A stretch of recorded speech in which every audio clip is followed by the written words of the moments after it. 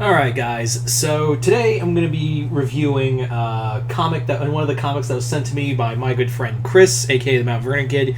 Chris, thank you again for this book, and I'm going to be reviewing Tokyo Demon Killers. So Tokyo Demon Killers is a book from IDW that came out, I believe, 2017.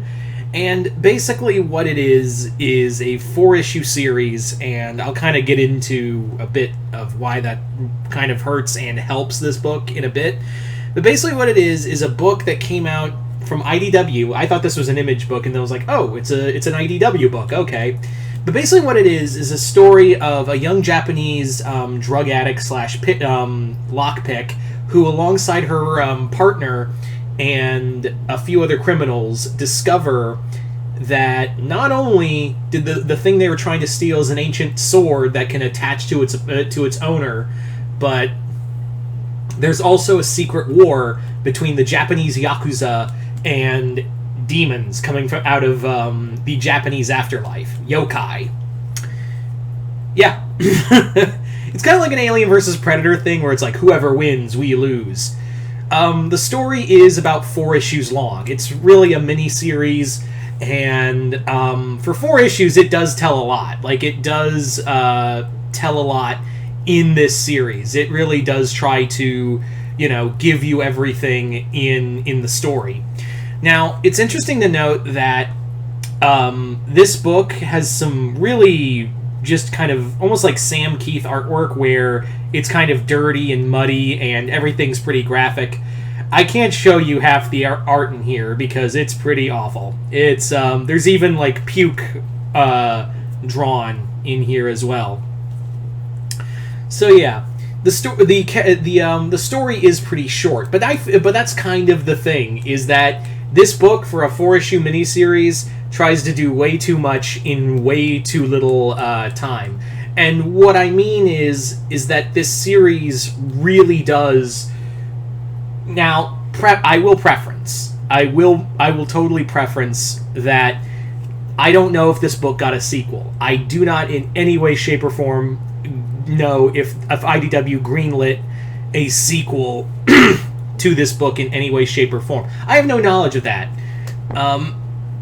So it leaves on a major cliffhanger, because this really does feel like it all just feels like the beginning, and we don't get any payoff to quite literally anything that happens in this book. It's all set up. That's kind of a problem. If this was just a 4-issue miniseries that built up, that not built up, but like told a story in like such a quick manner, then I'd been fine with it. But the fact that it really just ends on a cliffhanger, and on a downer cliffhanger, and also leaves other plot threads open, it really bothers me. It really does bother me as a reader, considering that also I don't know if this is going to get a sequel, or if it even got a sequel. I don't.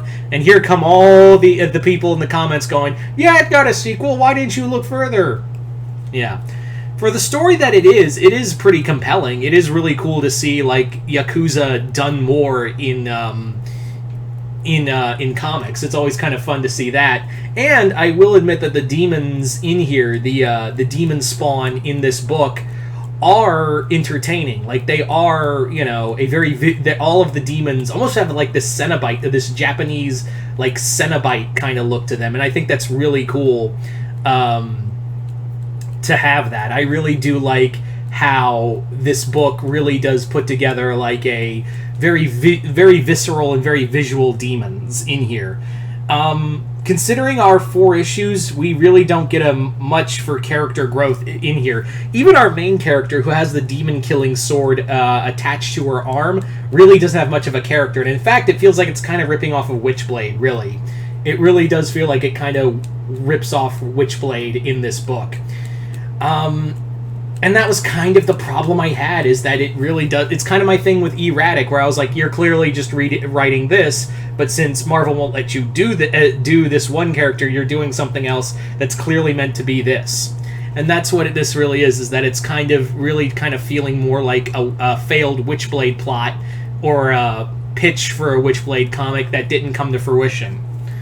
So that was kind of my problem with it. Overall, the story is fine, but the fact that it ends on a cliffhanger that doesn't get, that doesn't look like, as far as I can tell, doesn't get resolved in any way, shape, or form, and the fact that like none of the characters are interesting, and there are some cool things. Like there's one character in here. And that's the other thing that's kind of a problem, is that they throw so many characters in here and we barely get anything with them for 4 issues. Although they do have cool powers, like one guy can summon like this zombie mammoth that eats demons. That was really cool. I thought that was pretty entertaining, but for the most part, it's just more, look how gory this book is. Don't you want to read more? Oh, you don't? Oh well. That's kind of where we are.